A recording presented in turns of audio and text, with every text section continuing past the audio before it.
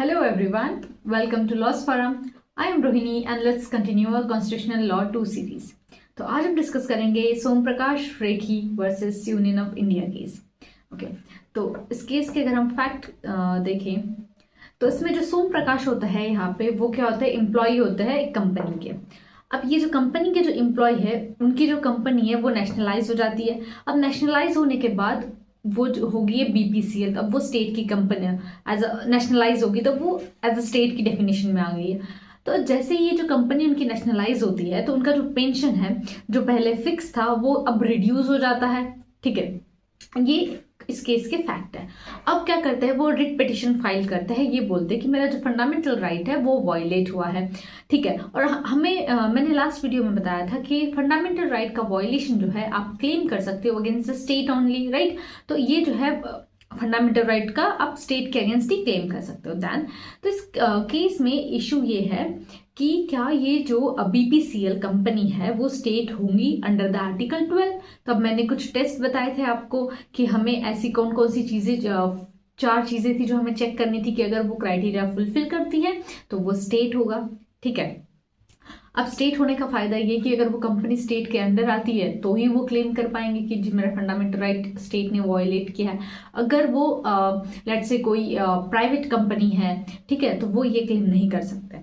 तो first issue मैंने बता दिया कि क्या ये जो बीपीसीएल जो नेशनलाइज हुई है क्या वो स्टेट की डेफिनेशन में आएगा. सेकंड यहाँ पे इशू ये आता है क्या ये जो रिट पिटिशन है वो मेंटेनेबल है या नहीं है.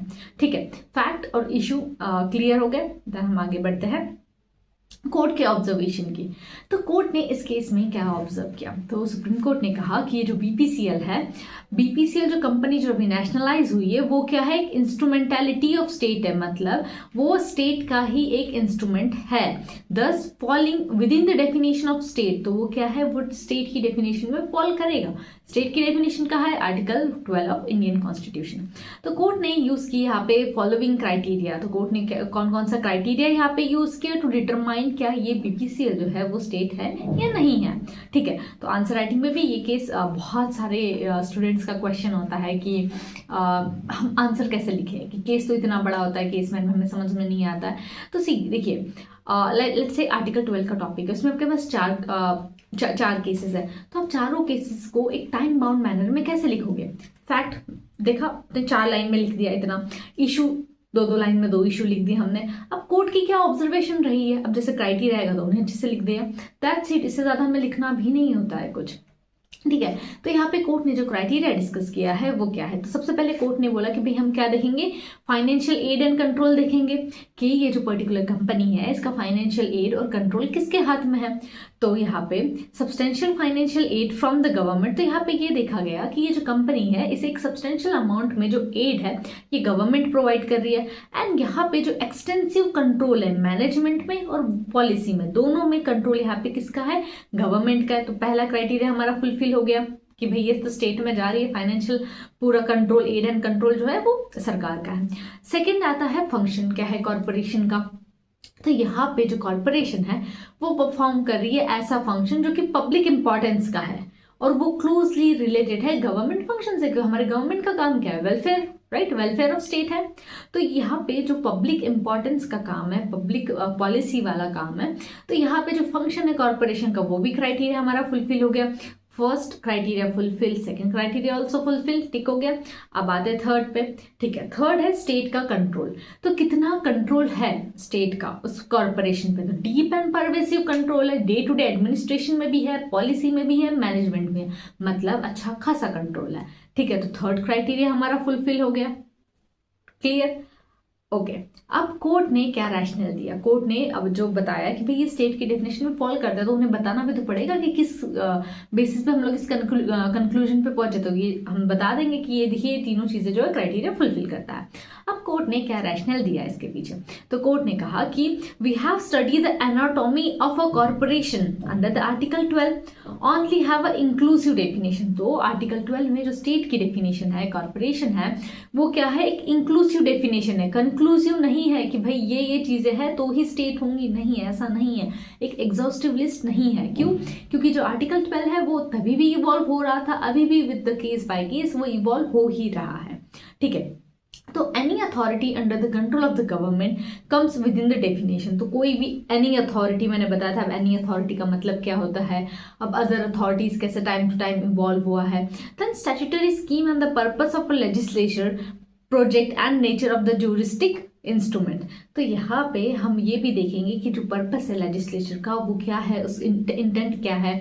स्टैट्यूट में जो है अगर वो कोई पर्टिकुलर कंपनी बनाई गई है या कोई कॉरपोरेशन बनाया गया है तो उसके लिए पीछे इंटेंट क्या था, ये सारी चीज़ें जो है हम देखेंगे।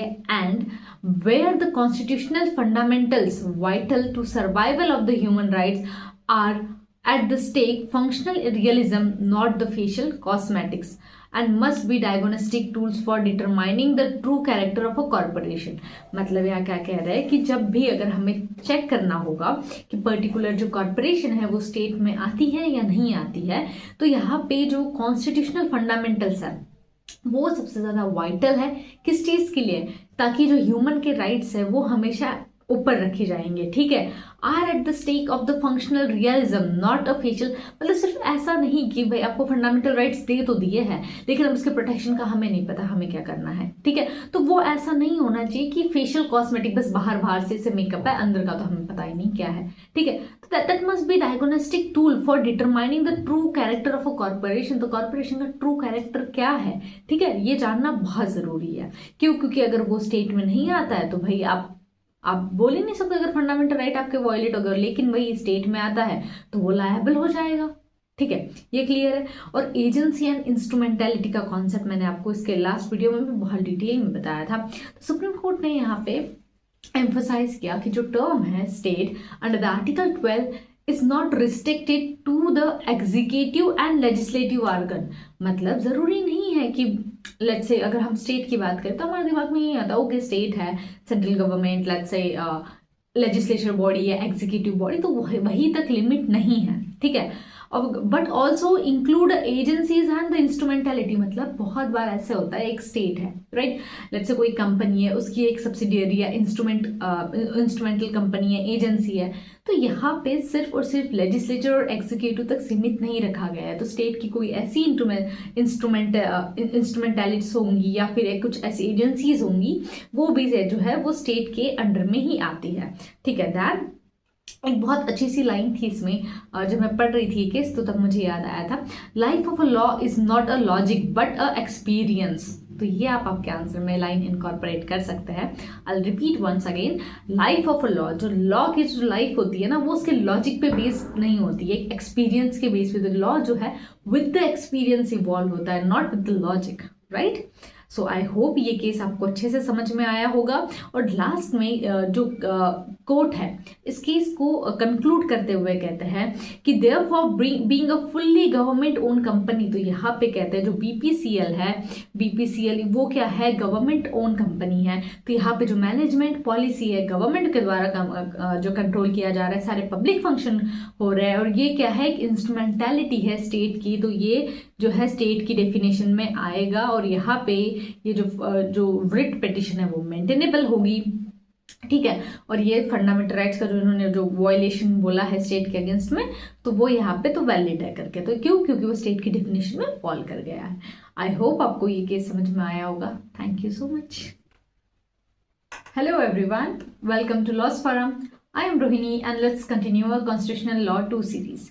तो आज हम डिस्कस करेंगे